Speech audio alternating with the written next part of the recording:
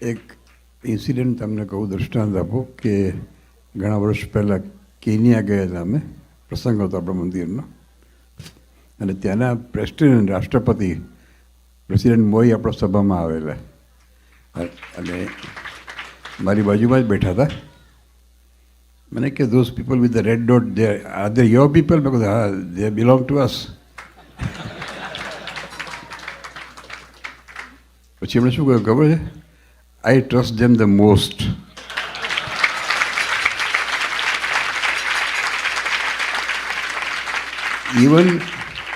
Even more than my own people. એમના શબ્દો કહું, એ આપણે વિચારોના શબ્દો છે કે આપણે બધા સ્વામિનારાયણ સંપ્રદાયના ભગવાનના બ્રાન્ડ એમ્બેસિડરો છીએ. આપણે બધા સત્સંગી માત્ર is a brand ambassador of Swaminarayan સંપ્રદાય.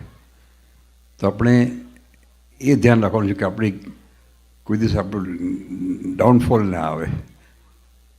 આપણામાં એવી આપણું વાણી, વિચાર, વર્તન, આહાર, વિહાર એવું હોવું જોઈએ કે મહારાજ સામે ચાલીને આપણને ગ્રીટ કરે.